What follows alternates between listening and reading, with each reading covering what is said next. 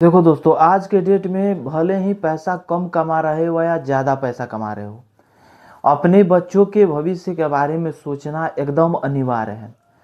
क्योंकि आज के डेट में अगर सेविंग पैसा नहीं करते हैं तो आने वाले समय में हो सके कि आपका जॉब ना रहे, आपके पास पैसा ना रहे, आपके जो बच्चे हैं आने वाले भविष्य में हायर एजुकेशन नहीं ले पाए, उसके बाद से उनके शादी ब्याह कराना पड़ता है, जिसमें सबसे ज़्यादा पैसे की ज़रूरत पड़ता है।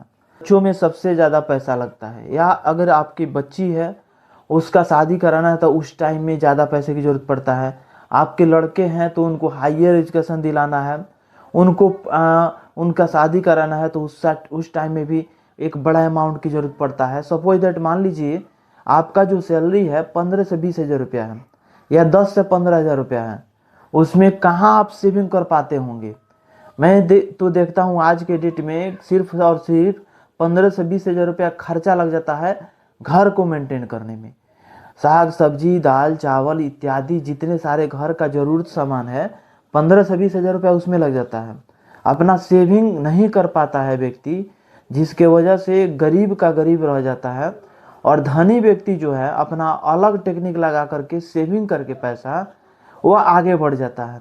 वही टेक्निक आज बताने वाला हूँ कि एसआईपी करके म्यूचुअल फंड्स में एक बड़ा ऐसा फंड आपको तैयार कर लेना है आने वाले भविष्य में कि अपने बच्चों के हायर एजुकेशन दिला सके, उनके अच्छे से परवरिश प्लस में उनके अच्छे से शादी करा पाए। आपका जो एज है 20 से 25 साल का है, 26 साल 27 साल का है, 30 से अंदर का है और उस टाइम में आप शादी करते हैं, उस टाइम में बाल बच्चे होते हैं।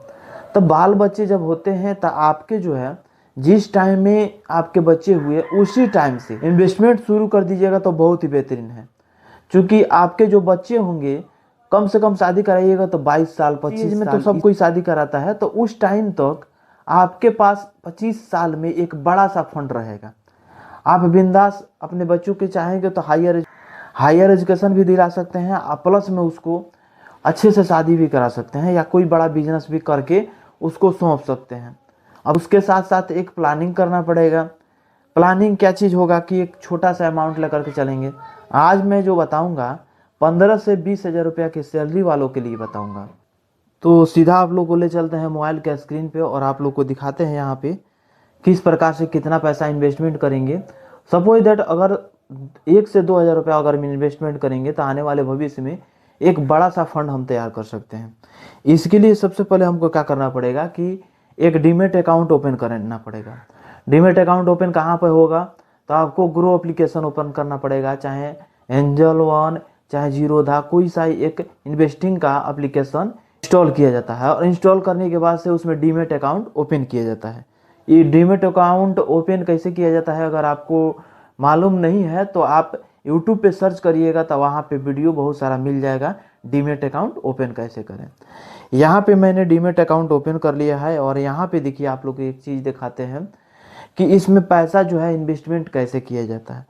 सपोज दैट अगर हम 2 हज़ार रुपया पर मंथ इन्वेस्टमेंट कर रहे हैं, ठीक है, तो स्टेट बैंक ऑफ इंडिया में बहुत सारा फंड है। मैग्नम मिड कैप फंड हो गया, कॉन्ट्रा फंड हो गया, ये सारी जो है ना, इसमें अगर देखिएगा तो कम से कम जो इंटरेस्ट रेट मिलता है 15% मिल ही जाता है। ठीक है, यहाँ पे 15% कम से कम इंटरेस्ट रेट मिल ही जाता है। अगर मान लीजिए कि सपोज दैट अगर हमको 15% इंटरेस्ट रेट मिला, हमको इन्वेस्टमेंट कितने दिन के लिए करना है, तो 25 साल के लिए करना है। अब 25 साल यहाँ पे इसको बढ़ा करके हम 25 साल कर देते हैं। देखिए 25 साल टोटल हम पैसा इन्वेस्टमेंट करेंगे, जब से मेरा बच्चा जन्म लिया था तब से लेकर के, और 25 साल तक हम इस पैसा को इन्वेस्टमेंट करेंगे। हमारे पास जो पैसा जमा हो पाएगा 6 लाख रुपया जमा हो जाएगा। और उस 6 लाख रुपया को, उस 6 लाख रुपया में जो इंटरेस्ट रेट मिलेगा यानी ब्याज मिलेगा 49,13,122 रुपया का केवल ब्याज मिलेगा। अगर मिनिमम हम लेकर के चलते हैं, मात्र 15% लेकर के चले हैं, उससे ज़्यादा भी मिल सकता है, लेकिन हम 15% मिनिमम लेके चले हैं। आने वाले भविष्य में 18% 20% का इंटरेस्ट रेट भी मिल सकता है, लेकिन मिनिमम इसलिए लेकर के चले हैं कि आपको जो है विश्वास हो जाए कि इतना इंटरेस्ट रेट कम से कम मिल सकता है। अब देखिए 25% टोटल इन्वेस्टमेंट किए, 6 लाख रुपया ही हम इन्वेस्टमेंट कर पाए 25 साल में, यानी सेव कर पाए। लेकिन SIP के जरिए इसका इंटरेस्ट रेट जो है म्यूचुअल फंड्स में 49,13,122 रुपया टोटल मिल जाएगा। अब दोनों को जोड़ लेंगे, मेरा मूलधन और मेरा ब्याज दोनों को जोड़ेंगे 55,13,122 रुपया टोटल हो जाएगा। इतना बड़ा फंड यानी 55 लाख रुपया आप बना सकते हैं अगर एक छोटा सा अमाउंट शुरू से ही लास्ट तक इन्वेस्टमेंट करते गए। एक रेशियो लेकर के हमको 2,000 रुपया हर हालत में इन्वेस्टमेंट करना है तो करना है। अगर इस रेशियो को लेकर के चलते हैं, इस प्रकार से सोच करके चलते हैं, आने वाले भविष्य में एक बड़ा सा फंड तैयार होगा 55 लाख रुपया। तो ये वीडियो कैसा लगा कमेंट बॉक्स में जरूर कमेंट करिएगा और दोस्तों के पास शेयर कर दीजिएगा। मिलते हैं।